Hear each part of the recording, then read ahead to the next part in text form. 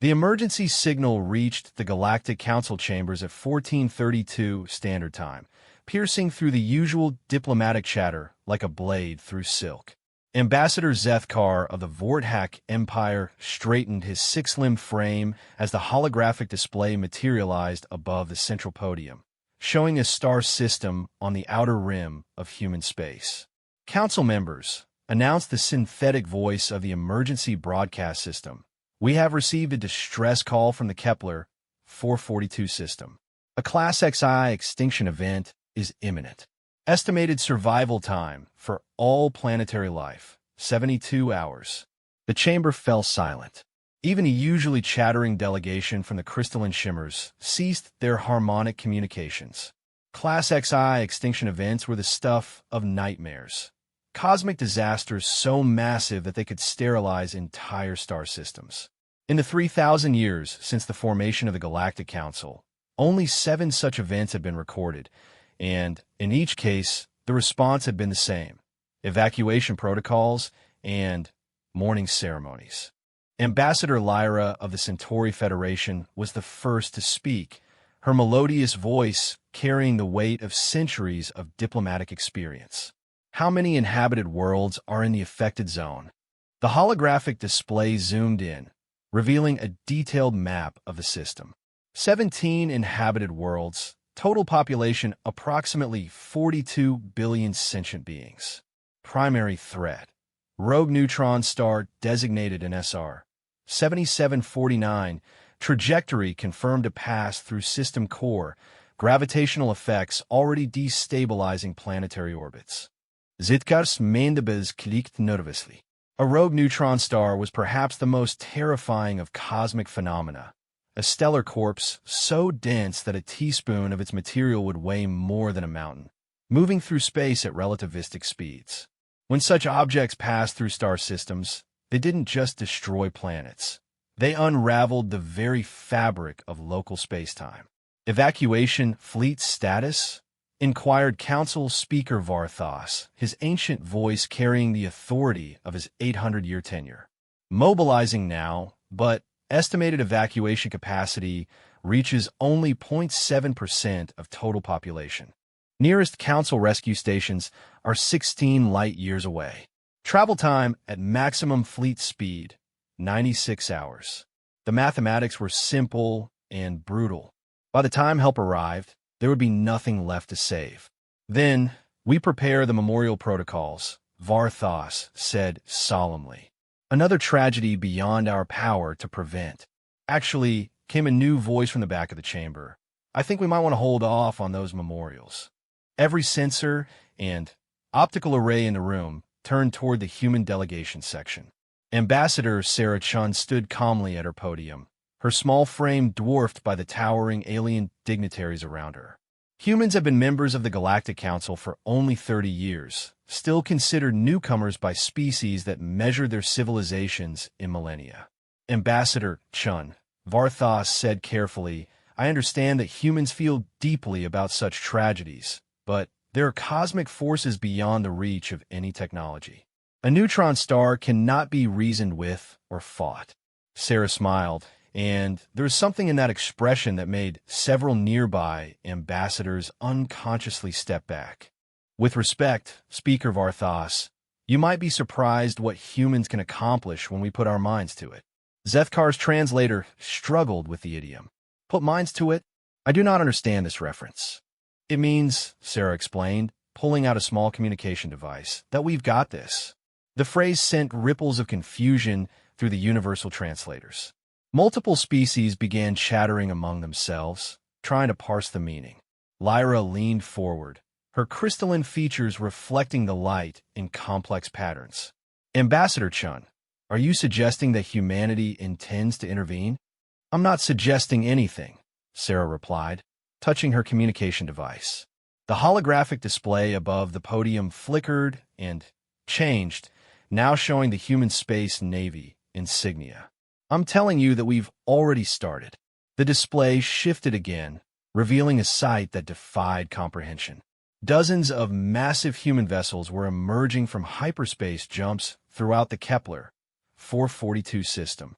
But These weren't evacuation ships or refugee transports. They were engineering vessels, construction platforms, and something the assembled aliens had never seen before: stellar manipulation craft. Impossible, breathed Ambassador Keth of the Silicon Collective, his rocky form trembling with disbelief. No species has ever attempted to alter the course of a neutron star. The gravitational forces alone would tear apart any vessel that approached. Sarah's smile widened. You're thinking too small, Ambassador Keth. We're not going to alter its course. We're going to stop it completely. The chamber erupted in chaos. Species that had remained silent for centuries began shouting in languages that predated human writing. Varthas slammed his ceremonial staff against the podium repeatedly, the sound echoing through the vast space. Order! Order in the chambers. The ancient speaker's voice carried enough authority to eventually quiet the crowd. Ambassador Chun, what you describe is not merely impossible. It violates several fundamental laws of physics. Does it? Sarah asked innocently. According to whose physics? She gestured to the display, which now showed detailed schematics of the human operation. See, the thing about neutron stars is that they're incredibly dense, but they're also incredibly predictable. They follow the laws of physics, just like everything else. And if you understand those laws well enough. She paused, watching as the aliens studied the technical readouts. Well, let's just say humans have gotten pretty good at bending rules. The schematics revealed a plan so audacious that several species translators simply gave up trying to convey the concepts. The humans weren't just planning to intercept the neutron star. They were constructing what appeared to be a massive gravitational field generator, using the combined output of 17 fusion reactors the size of small moons. Ambassador Crix of the Telepathic Consortium, his bulbous head pulsing with psychic energy, spoke in a voice tight with strain. The power requirements alone. You would need to harness the energy output of an entire star. Funny you should mention that, Sarah said, pointing to another section of the display. That's exactly what we're doing. The view shifted to show human engineers working around what appeared to be a Dyson sphere framework. But this one was mobile, a massive energy collection array that could be positioned around any star. We call it the Prometheus Array. It's been our little side project for the last 15 years. Zethkar's mandibles were clicking so rapidly now that they sounded like rainfall. This is madness. Even if such a device could function, deploying it would require precision beyond any known engineering capability. You're probably right, Sarah agreed cheerfully. Good thing humans are notoriously bad at accepting limitations. The display updated again, showing real-time feeds from the Kepler 442 system. Human ships were working with a coordination that seemed almost choreographed, each vessel precisely positioned and performing its role in perfect synchronization. Massive construction platforms were assembling the gravitational field generator components at impossible speed, while the mobile Dyson sphere was being maneuvered into position around the system's primary star. How many ships do you have in that system? Lyra asked, her voice barely above a whisper. Currently, about 3,000 vessels, with more arriving every hour. We've been planning for something like this ever since we joined the Council. The alien stared at the display in stunned silence. In 30 years, humanity had apparently been preparing for contingencies that no other species had even considered possible. The scale of the operation was staggering. Not just the technology, but the sheer audacity of believing such a thing could work. But why? Varthas asked finally. These beings are not human. Their worlds are far from your space. What drives you to attempt something so dangerous for strangers? Sarah's expression grew serious for the first time since she'd begun speaking. Because 42 billion people are about to die, and we can't live with ourselves if we don't at least try to save them. The simple honesty of the statement hit the chamber like a physical force. Here was a species that had looked at cosmic-scale destruction and decided to fight it, not because they had to, but because they couldn't stand the thought of not trying. Ambassador Thelvar of the Ancient Watchers, a being so old that he remembered the formation of the first galactic government, spoke in a voice like distant thunder. In 4,000 years of observation, I have seen many species rise and fall. Some are remembered for their art, others for their wisdom, still others for their conquests. But never have I witnessed a people who respond to the impossible by declaring that they have this situation handled. Yeah, well, Sarah said, turning back to watch the real-time feeds of her people's work.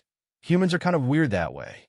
The display showed the Prometheus array coming online, its massive collectors beginning to harness the raw power of a star. Simultaneously, the gravitational field generator was nearing completion, its exotic matter cores being calibrated to produce forces that would make a neutron star pause in its journey through space. Estimated time to field generator activation? Asked Keth, his rocky form leaning forward despite himself. 47 hours, 13 minutes, Sarah replied without checking her device. Well within our 72-hour window. And if it fails? Zethkar asked. If your calculations are wrong? Sarah's smile returned, but this time it carried something that made even the ancient watchers take notice. Then, we try something else. Humans don't give up easily. As if summoned by her words, a new group of vessels appeared on the display. Sleek, predatory shapes unlike anything in the human fleet database. Several ambassadors recognized them immediately. Are those Void Hunters? Lyra gasped. What are they doing in that system? The Void Hunters were pirates, raiders, and scavengers who preyed on disaster zones. They typically arrived after extinction events to strip valuable resources from dead worlds. Sarah's expression hardened. Apparently, they heard about the neutron star and figured they'd get an early start on the looting. But there are dozens of them, Crix protested. Your engineering vessels are defenseless. Are they? Sarah asked mildly. As they watched, the human engineering ships began to change. Panels slid aside, revealing weapon systems that had been hidden beneath their industrial exteriors. The massive construction platforms deployed fighter squadrons, while the Prometheus array itself began rotating to track the approaching raiders.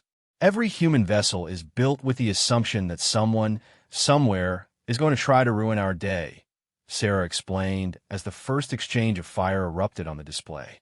We learned that lesson pretty early in our space age. The battle was brief, but decisive. The Void Hunters had expected to find defenseless civilian vessels and instead encountered a fleet that had been designed for exactly this kind of multitasking. Within minutes, the raiders were either destroyed or fleeing, leaving the humans to continue their impossible project. Débarquable, tilvar murmured. They fight a battle while attempting to stop a neutron star and barely pause in either task. Humans are good at multitasking, Sarah said with evident pride. We've had lots of practice dealing with multiple crises at once. The gravitational field generator was now 70% complete, its massive framework stretching across space like a metallic spiderweb. The Prometheus array was operating at full capacity, channeling stellar energy through quantum conduits to power the exotic matter cores that would soon challenge the laws of physics themselves. But perhaps most impressive was the coordination. Thousands of human vessels worked together with a precision that spoke of training, planning, and a level of preparation that suggested this wasn't humanity's first impossible project. How long have you been preparing for this specific scenario? Varthos asked, studying the tactical readouts. This specific scenario? About 6 months, ever since our long-range sensors detected the neutron star's trajectory. Sarah paused, then added, but we've been preparing for impossible scenarios in general since we figured out how to leave our home planet. The truth of that statement was evident in every aspect of the operation. This wasn't a desperate improvisation. It was a carefully planned response to a crisis that no other species would have even attempted to address. As the clock counted down toward the neutron star's arrival, the chamber remained fixed on the display, watching humanity attempt something that would either save 42 billion lives or join them in extinction. The gravitational field generator was nearly complete. The Prometheus array was functioning beyond all theoretical parameters, and across 17 worlds, billions of beings looked up at their skies and waited to see if the strange bipedal species that had recently joined galactic civilization could actually deliver on their impossible promise. 36 hours to neutron star arrival, the system announced. Human fleet status. All vessels operational and on schedule. Sarah checked her communication device one final time, then looked up at the assembled aliens with that same confident smile that had started this entire impossible undertaking. Like I said, she announced to the silent chamber, "We've got this." That 24 hours before the neutron star's arrival, the Galactic Council chamber had transformed into an impromptu mission control center. Representatives from dozens of species maintained constant connection to the Kepler 442 system, watching with a mixture of fascination and terror as humanity attempted to rewrite the laws of cosmic inevitability. Ambassador Zethkar hadn't left his observation post in 18 hours, his 6 limbs trembling with exhaustion and nervous energy. The gravitational field generator now stretched across a space larger than most solar systems, its exotic matter cores glowing with energies that made his species' most advanced sensors recoil in protective shutdown. Current power output of the Prometheus array has exceeded theoretical maximums by 347%, reported his aide, a smaller Vorthack whose voice cracked with disbelief. The humans are somehow extracting more energy from that star than it should physically be capable of producing. How is that possible? Zethkar demanded, though he was beginning to suspect that asking logical questions about human activities was an exercise in futility. Ambassador Chun, who hadn't shown the slightest sign of stress despite her species attempting to violate several fundamental constants of the universe, glanced over with that perpetually calm expression. "We're not extracting more energy than the star produces. We're just being more efficient about collecting it." She gestured to the display, which showed the mobile Dyson sphere in unprecedented detail. Standard energy collection assumes you're working with a static collector. But if you make the collection array adaptive, responsive to stellar fluctuations, and integrate quantum resonance chambers. She shrugged. "Well, you can squeeze a lot more juice out of an orange if you know how to squeeze it properly." Lyra of the Centauri Federation studied the technical readouts with growing amazement. The engineering tolerances required for such precision. The margin for error must be microscopic. "Actually, we built in quite a bit of wiggle room," Sarah replied cheerfully. "Humans learned long ago that things rarely go according to plan, so we always prepare for the unexpected." As if summoned by her words, alarms began blaring throughout the system. The display shifted to show a new threat emerging from the cosmic background. A massive debris field, apparently stirred up by the neutron star's gravitational wake, was accelerating toward the human fleet. Collision probability with primary construction vessels. 97.4%, the system announced. Impact in 7 hours, 43 minutes. Ambassador Ketha's rocky form sagged, with something approaching relief. Finally, a reasonable reason for this madness to end. No fleet can maintain formation while dodging relativistic debris. Sarah raised an eyebrow. "You think we didn't plan for space debris?"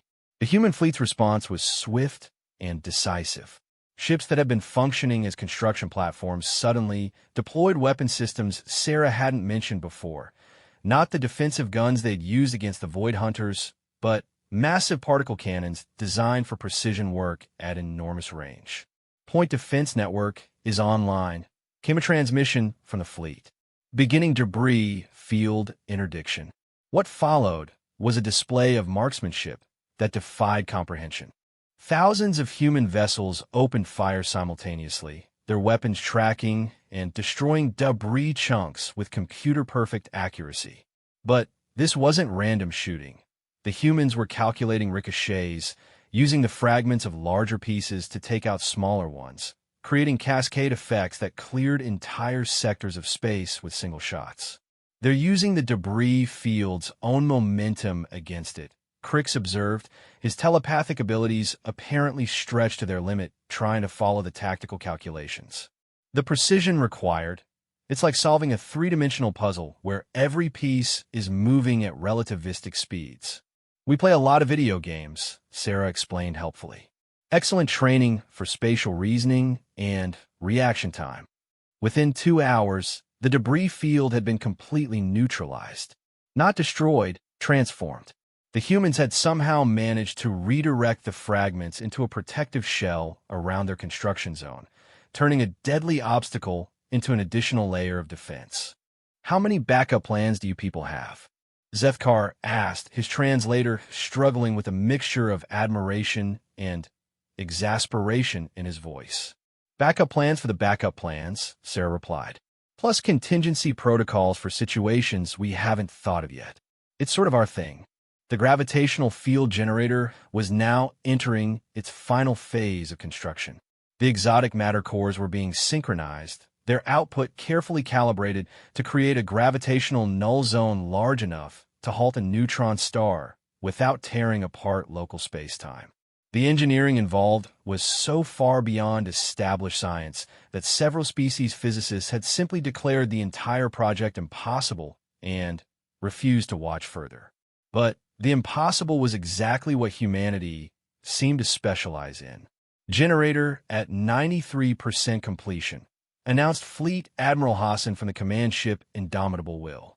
Her voice carried across the Ensemble communication network to every corner of the galaxy. All systems showing green. Exotic matter cores stable and ready for activation. Admiral Hassan, came another transmission, this one from the surface of Kepler, 442-7. This is Governor Mel Tash of New Centauri Colony. On behalf of the 42 billion beings in this system, I want to say that regardless of the outcome, what you're attempting here, it's the most heroic thing any of us have ever witnessed. There was a pause before Hassan's response, and when it came, her voice carried a weight that spoke of sleepless nights and impossible calculations. Governor, we're not doing this to be heroes. We're doing this because someone needs to, and we're the ones who showed up. The simple honesty of the statement sent ripples through the monitoring networks. Here was a species that had looked at cosmic-scale destruction and decided to fight it not for glory or recognition, but simply because it needed fighting. But the neutron star was still coming. 16 hours to impact, and space itself began to warp around the approaching stellar corpse. The gravitational effects were starting to destabilize planetary orbits throughout the system, and the human fleet was feeling the strain. Ships that had maintained perfect formation for days began struggling against tidal forces that could have crushed mountains. Fleet integrity holding, reported Admiral Hassan, though strain was evident in her voice. Generator placement optimal, preparing for exotic matter core activation. The cores themselves were marvels that shouldn't have existed. Each one contained matter so strange that it violated the standard model of physics, compressed into shapes that bent space-time around them like cosmic lenses. When activated simultaneously, they would create a gravitational field powerful enough to stop a neutron star dead in its tracks, or they would tear apart local reality. The mathematics weren't entirely clear on which outcome was more likely. Beginning core sequence activation, Hassan announced. All vessels, prepare for gravitational anomalies. One by one, the exotic matter cores came online. Reality rippled around each activation, space-time bending and flexing like a rubber sheet under enormous stress. The neutron star's approach began to slow, its inexorable journey finally meeting resistance. But something was wrong. Admiral, we're getting cascade resonance in Sector 7, reported the chief engineer. The gravitational fields are interfering with each other. On the display, the carefully calculated field patterns began to shift and distort. What should have been a smooth, even barrier against the neutron star was becoming a chaotic mess of gravitational eddies and space-time whirlpools. Field collapse in 47 minutes if we can't stabilize, the engineer continued. Recommend emergency shutdown and retreat. The chamber fell silent. After all this effort, after all these impossible achievements, it seemed that physics itself was finally reasserting its dominance. But Admiral Hassan's response surprised everyone. Negative on the shutdown. Engineering teams implement Plan 7 Alpha. Sarah's smile returned, wider than ever. Did I mention that humans are really good at improvisation? Plan 7 Alpha, it turned out, wasn't about fixing the gravitational cascade. It was about using it. Instead of fighting the chaotic interference patterns, the human engineers began amplifying them, turning the random gravitational eddies into a coordinated storm of space-time manipulation. They're not trying to create a uniform field anymore, Lyra observed, her crystalline features reflecting the complex patterns on the display. They're making what is that? A gravitational maze, Sarah explained, watching as her people's calculations rewrote themselves in real time. If you can't stop something with brute force, you make it lose its way. The approach was insane, brilliant, and completely human. Instead of building a wall to stop the neutron star, they were creating a labyrinth of twisted spacetime that would trap it in an endless loop, like a marble rolling around the inside of a bowl. The computational requirements alone began, then stopped. No, I refuse to calculate the impossibility of what I'm watching. My processors aren't designed for this level of cognitive dissonance. The neutron star hit the outer edge of the gravitational maze 12 hours ahead of schedule, its massive bulk encountering resistance unlike anything in cosmic history. Instead of simply plowing through, it began to slow, its trajectory bending as it encountered the first layer of spacetime distortion. And it began to change course. Not dramatically, but measurably. The stellar corpse that had been heading straight for the system's core was now following a curved path, guided by gravitational currents that hadn't existed an hour before. "It's working," breathed Varthas, his ancient voice carrying wonder that hadn't been present in centuries. "They're actually changing its trajectory. Course deviation increasing," reported Admiral Hassan. "Neutron star now projected to miss all inhabited worlds by a comfortable margin. Gravitational effects within acceptable parameters." The chamber erupted in cheers, clicks, harmonic resonances, and telepathic bursts of joy from dozens of species. 42 billion lives have been saved by a plan so audacious that most civilizations wouldn't have even considered attempting it. But the humans weren't finished yet. Phase 2 of the operation is now commencing, Admiral Hassan announced. Beginning neutron star capture protocol. The alien celebrations died as quickly as they had begun. "Capture protocol?" Zitkar whispered. Sarah's smile had taken on a distinctly predatory quality. "Well, we've got it stopped and redirected. Seemed like a waste to just let it wander off." The display showed the gravitational maze reconfiguring itself, the chaotic patterns resolving into a more organized structure. Instead of simply deflecting the neutron star, the humans were now guiding it into a stable orbit around the system's outer edge. "A neutron star in permanent orbit," Thelvar mused. "The energy output from its rotation could power 1,000 civilizations." "That's the idea," Sarah confirmed. "Waste not, want not. Plus, it makes a pretty good defensive installation if anyone else tries to threaten this system."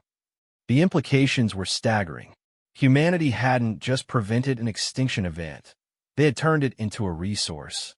A neutron star, one of the universe's most destructive forces, was now a guardian and power source for the very worlds it had threatened to destroy. The engineering challenges of maintaining such an orbit. Lyra began. "We'll keep our scientists busy for decades," Sarah finished. "Humans like challenges. Keeps us from getting bored and doing something really crazy." As the neutron star settled into its new home, the human fleet began the process of converting their gravitational field generator into a permanent installation. What had started as a desperate rescue mission was becoming the foundation for a new type of stellar engineering. "Admiral Hassan," came a transmission from the surface. "This is Governor Meltash again. I have been authorized by all 17 planetary governments to offer humanity permanent citizenship and settlement rights throughout this system. We owe you everything." Hassan's response was immediate. "Governor, we appreciate the offer, but payment isn't necessary. We did what anyone would do." "No, Admiral," Meltash replied, his voice thick with emotion. We did not do this. We could not even imagine doing this. Only humans would look at a neutron star and decide it needed to be domesticated. In the council chamber, the assembled aliens pondered this truth. In a crisis that would have destroyed civilizations, humanity had not only found a solution, but had improved the situation beyond anyone's imagination. So what's next? Zethkar asked, almost afraid of the answer. Sarah consulted her device one final time, then looked up with an expression that made several species unconsciously step back. Well, now that we know the gravitational maze concept works, we've been thinking about other applications. There are several black holes in nearby systems that could probably use some better management. The chamber fell silent as the implications sank in. Humanity had just demonstrated that they could capture and redirect neutron stars. Now they were talking about managing black holes. Sometimes, Varthos said quietly, I wonder if inviting humans to join the Galactic Council was the wisest decision we've ever made, or the most terrifying. Sarah's smile could have powered a small star. Why not both? As the display showed the successful completion of humanity's impossible project, one thing became clear to every being watching. The universe had just become a very different place. Not because of the technology, not because of the engineering, but because of the simple human conviction that when someone says this can't be done, the proper response is hold my coffee and watch this. 6 months after the Kepler 442 incident, Ambassador Sarah Chun found herself standing before the Galactic Council once again, but this time the atmosphere was decidedly different. Where before there had been skepticism and barely concealed condescension, now there was something approaching wariness. The kind of careful respect typically reserved for forces of nature. The reason for this change was floating serenely in the holographic display above the central podium. The former rogue neutron star NSR 7749, now designated as Kepler Guardian Station.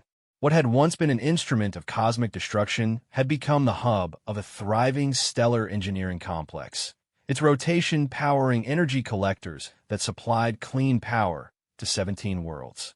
But that wasn't why the council had been called into emergency session. Council members, announced Varthos, his ancient voice carrying a weight that spoke of sleepless nights. We have received reports of unusual activities in the Vega system. Ambassador Chun, perhaps you could explain why your people are dismantling a planet. Sarah checked her datapad with the same casual air she might use to check the weather. Oh, that. We're not dismantling Vega 4, exactly. We're reorganizing it. Reorganizing, repeated Ambassador Zethkar slowly, his mandibles clicking in what his species considered a sign of mental distress. You are reorganizing a planet. Well, technically, we're converting it into a more useful configuration. See, the problem with planets is that most of their mass is tied up in their cores, which is terribly inefficient from a utilization standpoint. So we figured, why not spread that mass out into something more practical? The display shifted to show real-time feeds from the Vega system, and what the assembled aliens saw defied every assumption they had about the relationship between civilization and celestial bodies. Human engineering crews were indeed taking apart Vega 4, but with a precision that turned destruction into art. Massive fusion-powered excavators worked in perfect coordination, stripping away layers of planetary crust and mantle while gravity manipulators carefully sorted the extracted material by composition and utility.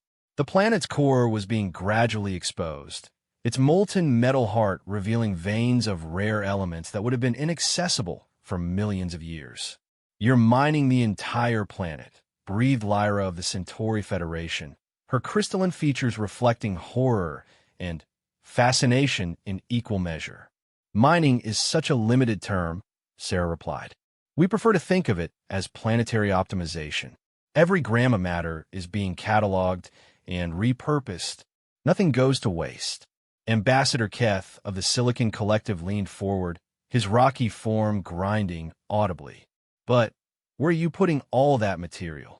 Sarah's smile took on the quality that had become her trademark in council sessions. The expression that made even the most ancient ambassadors unconsciously check their escape routes. I'm glad you asked. The display zoomed out, revealing the true scope of the human operation. Where Vega 4 had once been a solitary world orbiting its star, there was now a vast ring of artificial habitats, mining platforms, research stations, and manufacturing complexes. The entire mass of the planet had been redistributed into a megastructure that stretched across orbital space. A full Alderson disk, Thelvar the Ancient Watchers whispered. They've built a complete orbital ring around their star. Not quite complete yet, Sarah corrected. We're about 60% finished. Should have the full structure operational within another 18 months. The implications were staggering. An Alderson disk provided living space equivalent to millions of Earth-sized planets, all receiving optimal solar energy and completely controlled environments. It was the kind of project that civilizations dreamed about for millennia, but never attempted because of the impossibility of the engineering challenges. How many beings can such a structure support? Asked Crix of the Telepathic Consortium, his psychic abilities apparently struggling to process the scale of what he was seeing. Conservative estimates put it at about 40 trillion, Sarah replied casually. Though we're designing with room for expansion, humans tend to be pretty good at filling up available space. 40 trillion. The number hung in the air like a physical presence. The entire Galactic Council represented fewer than 300 billion sentient beings across dozens of star systems. Humanity was building living space for a population larger than the rest of known civilization combined. But why? Varthos asked, and for the first time in 8 centuries of leadership, he sounded genuinely confused. Your population doesn't require such space. Earth and your colonies can support your current numbers for millennia. Sarah's expression grew thoughtful. That's actually an interesting question. Why do humans build things bigger than they need? She paused, as if considering the philosophical implications.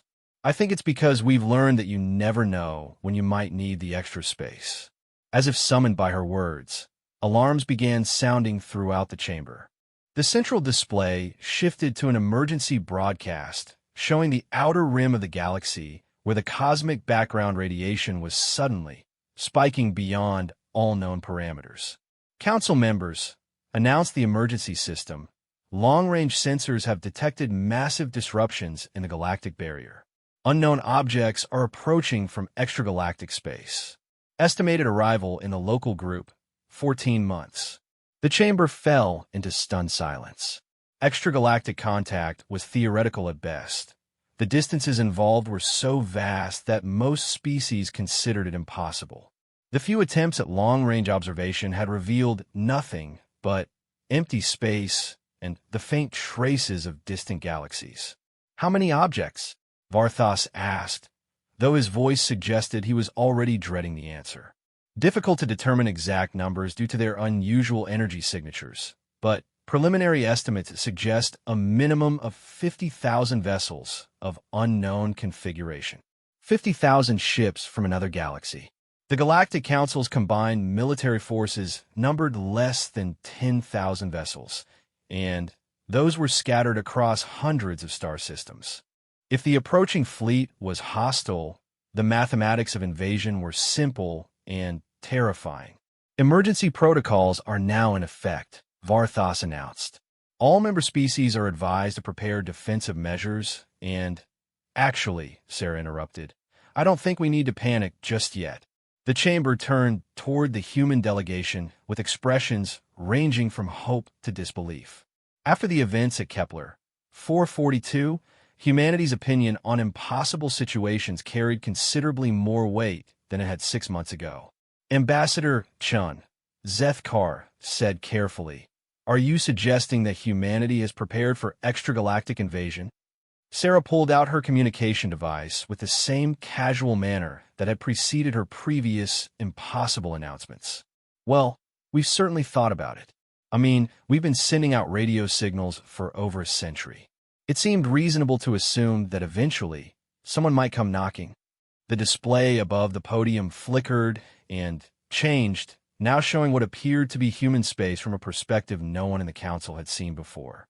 Instead of the scattered colonies and trade routes they expected, the view revealed a network of defensive installations, mobile fleet bases, and sensor networks that stretched throughout human territory and beyond.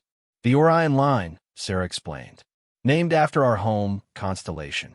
Fully integrated defense network with automated response protocols and enough firepower to hold off. Well, we weren't entirely sure what we might need to hold off, so we planned for everything. The defensive network was massive, but what caught the aliens' attention was its design philosophy. Instead of the static fortifications that most species built, the human defenses were modular, mobile, and apparently designed to be rapidly deployed anywhere they might be needed. "How long have you been building this?" Lyra asked, her melodious voice tight with something approaching awe. "Oh, we started planning the day we learned we weren't alone in the galaxy," Sarah replied. "Humans have a saying, hope for the best, but prepare for the worst. When we found out there were hundreds of alien species out here, we figured it was probably wise to be ready for the possibility that not all of them would be friendly." The truth was more complex and more impressive than Sarah was letting on. Humanity hadn't just built a defensive network. They had created an entire military-industrial complex designed to handle threats that other species couldn't even imagine. The Kepler 442 operation hadn't been a desperate improvisation. It had been a field test of technologies that were part of a much larger strategic vision. "But 50,000 ships," Keth protested. "Even with your defensive network, the numbers are definitely a challenge," Sarah agreed. "But you know what? Challenges keep life interesting." She touched her device again, and the display shifted to show another view of human space. This time, the aliens could see construction platforms throughout the network, all working at unprecedented speeds to build something new. "We've been monitoring the extragalactic approach for about 3 weeks now," Sarah explained. "Our long-range sensors are a bit more sensitive than the standard Council arrays, so we've had some time to prepare." The construction platforms were building ships, not the usual human designs, but something entirely new. Vessels that seemed to incorporate technologies from the Neutron Star Project, the planetary reorganization work, and systems that the aliens couldn't even begin to identify. "How many ships are you building?" Varthos asked, though part of him clearly didn't want to know the answer. "Currently? About 200,000, with production ramping up every day. We've got the entire Alderson Disk construction force working on the project now." 200,000 ships. The number was so large that several species translators simply shut down rather than attempt to convey the concept. Humanity was responding to an extragalactic threat by building a fleet larger than anything that had ever existed in the galaxy. "But the resource requirements," Zethkar stammered. "The energy costs alone are why we built the neutron star power grid," Sarah finished. "And why we're converting planets into raw materials. Funny how things work out, isn't it?" The pieces began falling into place for the assembled aliens. The impossible rescue at Kepler 442, the planetary reorganization project, the massive construction programs. None of it had been random. Humanity had been building towards something, preparing for contingencies that other species considered too unlikely to worry about. "You've been planning for Galactic War," Felvar said, his ancient voice carrying a mixture of admiration and terror. "We've been planning for survival," Sarah corrected. "Humans learned a long time ago that the universe isn't always a friendly place. When we joined the Galactic Council, we hoped we were wrong. But we kept preparing anyway, just in case." The display updated with new information from the long-range sensors. The extragalactic fleet was maintaining course and speed, still 14 months out, but showing no signs of deceleration or course correction. Whatever their intentions, they were committed to reaching the galaxy. "What do we know about their technology?" Lyra asked. "Enough to be concerned," Sarah replied. "Their ships show evidence of exotic matter manipulation, large-scale gravitational engineering, and energy outputs that suggest they've mastered stellar-level power generation. They're not primitive, but they're also not invincible," she continued. "We've been running simulations for 3 weeks, and we think we have some ideas about how to handle them if diplomacy doesn't work out." Ambassador Crix leaned forward, His psychic abilities focused intently on the human delegation. "You believe you could defeat them?" Sarah's smile returned, but this time it carried a weight that made even the ancient watchers take notice. "We believe we can protect what matters to us, whether that requires defeating them or finding some other solution. Well, we'll figure it out when we meet them. And if your preparations aren't enough?" Varthas asked. "Then we'll try something else," Sarah replied with the calm certainty that had become humanity's trademark. "Humans don't give up easily. In fact, we don't give up at all." The chamber fell silent as the implications sank in. An unknown fleet was approaching from another galaxy, carrying technologies that might be centuries ahead of anything in the local group. The response for most species would be to hope for the best and prepare for inevitable defeat. The human response was to build a fleet twice as large and start planning for victory. "Council session will resume in 12 hours, Varthas announced. "All member species are advised to begin coordination with Human Strategic Command for defensive planning." As the ambassadors filed out, many of them were already thinking the same thing. They'd spent 30 years wondering what humanity would contribute to galactic civilization. Now they were beginning to understand that the question wasn't what humans would contribute. It was whether the galaxy was ready for what humanity was about to become. Sarah remained behind as the chamber emptied, watching the real-time displays of human preparations across dozens of star systems. Shipyards working at impossible speeds, defensive networks coming online, entire planets being converted to raw materials for the coming conflict.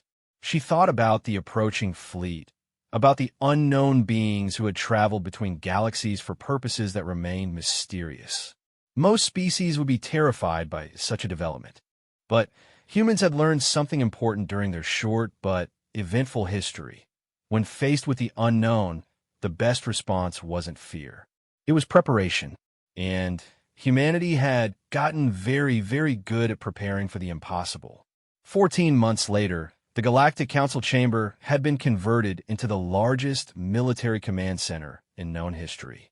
Representatives from hundreds of species maintained constant communication with defense networks across the galaxy, while holographic displays showed the approaching extragalactic fleet in real-time detail. The unknown vessels had finally decelerated as they reached the outer edge of the local group, revealing themselves to be massive constructs that dwarfed anything in the galactic fleet databases. Each ship appeared to be the size of a small moon, built with technologies that bent space-time around them like cosmic mirages.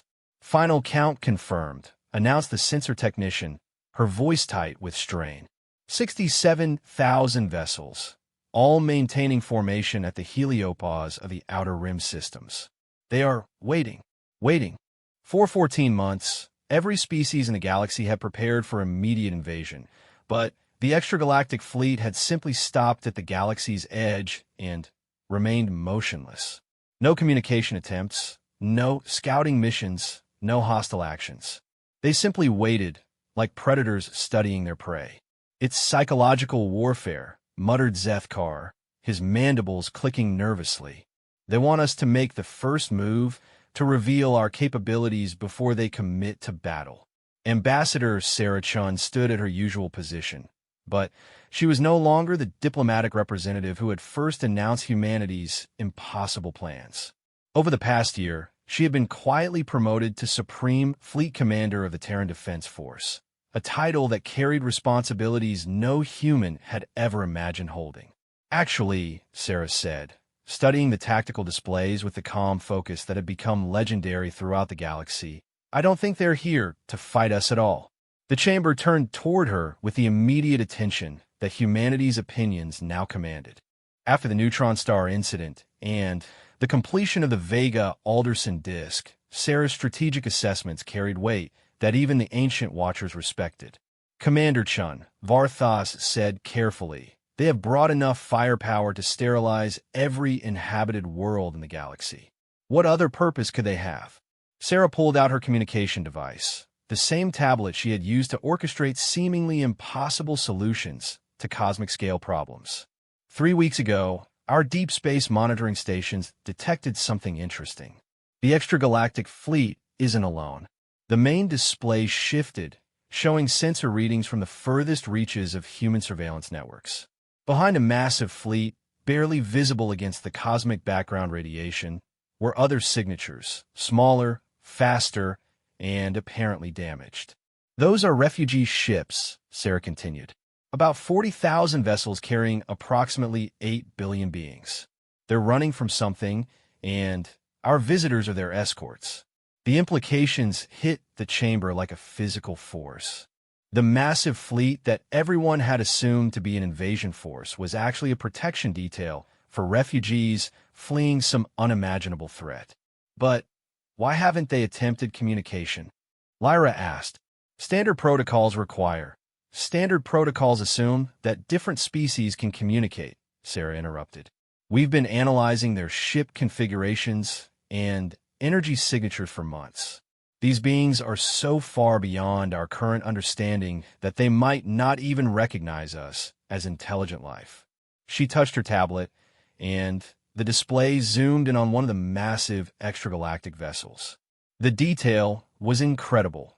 Not just visual data, but gravitational analysis, exotic particle emissions, and temporal displacement readings that suggested technologies that operated outside normal space-time. To them, we might look like particularly organized bacteria, Sarah explained. The question isn't why they haven't tried to communicate with us. The question is how we communicate with them. And you have a solution for this problem? Thelvar asked, his ancient voice carrying the weight of someone who had seen civilizations rise and fall, but had never encountered anything quite like this situation. Sarah's smile returned, but this time it carried a different quality.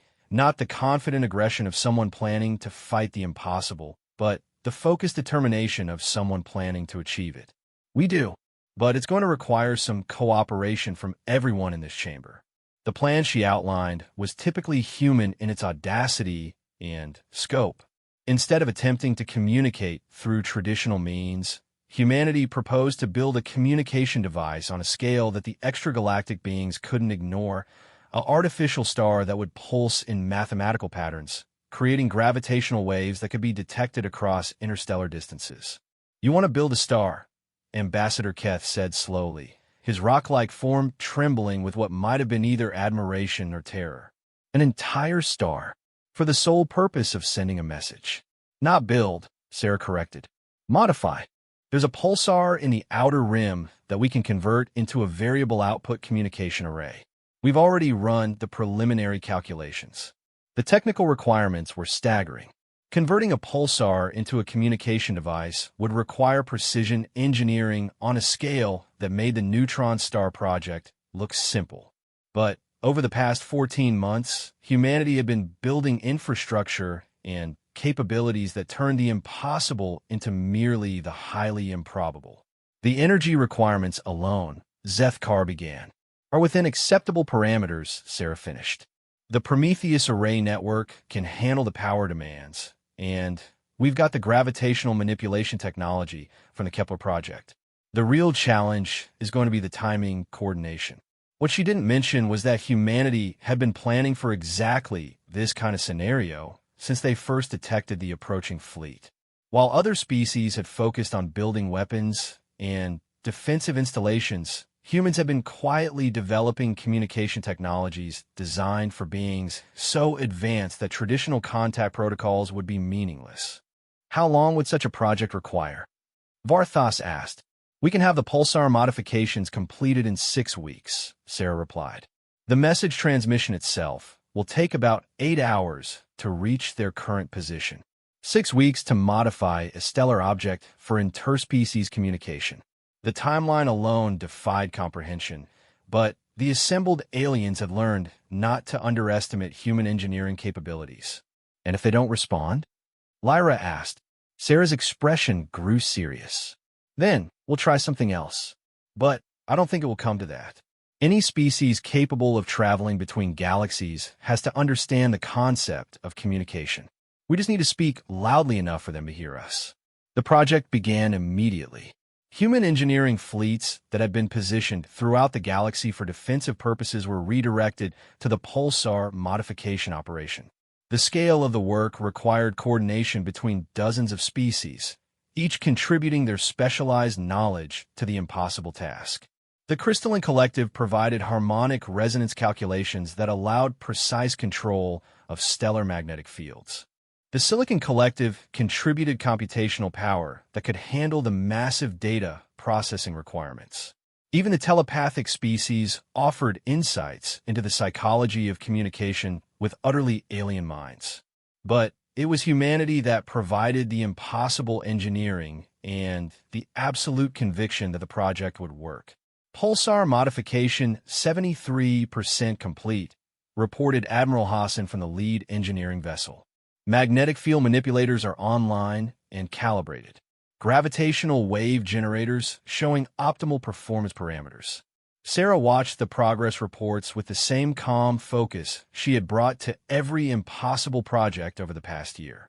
Around her, representatives from dozens of species monitored communication networks, defensive positions, and the mysterious extragalactic fleet that continued its patient waiting at the galaxy's edge.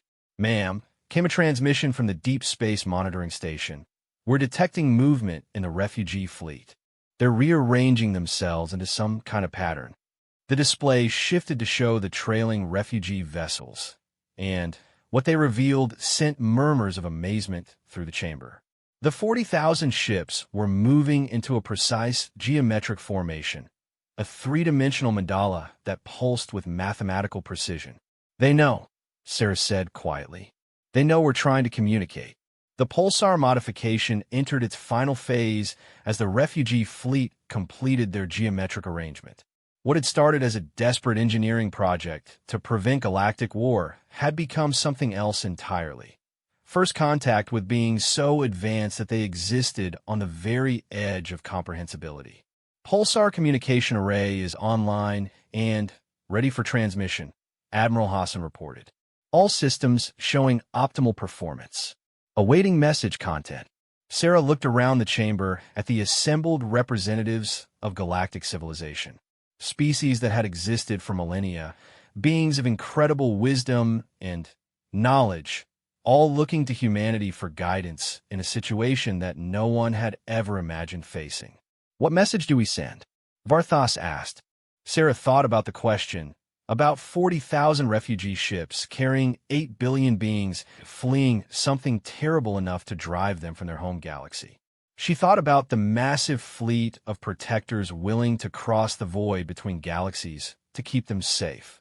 And she thought about the fundamental truth that had driven human development since they first looked up at the stars. "We tell them the truth," she said. "We tell them that this galaxy has room for everyone who needs a home, and that we're willing to help them make it work." The message that pulsed out from the modified pulsar was elegantly simple. Mathematical concepts that any spacefaring species would understand, followed by star charts showing uninhabited systems throughout the galaxy, and, finally, the coordinates of Kepler, 442, where humanity had turned a weapon of destruction into a beacon of hope. 8 hours later, the response came. It wasn't transmitted through the Pulsar Communication Array or any conventional communication method. Instead, it appeared simultaneously on every display screen, communication device, and data storage system in the galaxy. A message written in perfect translations for every known language. "We greet the builders of the impossible star song. We are the gardeners of the distant light, shepherds to those who flee the hunger between galaxies. Your offer of sanctuary is noted and appreciated. We request permission to approach." The chamber erupted in celebration. First contact with an extragalactic species, achieved through human engineering and galactic cooperation. It was a moment that would be remembered for millennia. But Sarah was studying her communication device with a frown. There's something else in the message. A data package hidden in the quantum encoding. The hidden message revealed itself as a warning. Images of stellar systems being consumed by something that defied description. Entire galaxies going dark as in presence that existed between dimensions devoured the very concept of light and matter. The refugees weren't just seeking new homes. They were fleeing something that consumed galaxies the way ordinary predators consumed prey. The hunger between galaxies, Sarah murmured, reading through the translated warnings. It's following them. Not immediately, but eventually. They estimate we have maybe 1,000 years before it reaches our galactic cluster. 1,000 years to prepare for something that could devour entire galaxies. For most species, it would be cause for despair. How could anyone prepare for such a threat? But Sarah looked around the chamber at the representatives of galactic civilization, then back at her device, showing human fleet positions, construction projects, and defensive installations that had been built for threats no one had imagined possible. You know what? She said, her smile returning with the familiar confidence that had become humanity's signature. 1,000 years is a pretty good head start. We can work with that. Zethkar stared at her in amazement. Commander Chun, are you suggesting that you believe we can prepare to fight something that consumes galaxies? Sarah pulled up the tactical displays showing human shipyards, the Alderson disk construction projects, the neutron star power grid, and the pulsar communication array. Across dozens of star systems, humanity and their allies had built wonders that transformed the impossible into the everyday. Ambassador Zethkar, she said with the calm certainty that had made her species legendary throughout the galaxy, I'm not suggesting anything. I'm telling you that we've got this. The Gardeners of the Distant Light and their refugee charges were welcomed into the galaxy with ceremonies that spanned dozens of worlds. New colonies were established, technologies were shared, and the great work of preparing for an unimaginable threat began in earnest. But perhaps most importantly, the galaxy had learned something fundamental about humanity.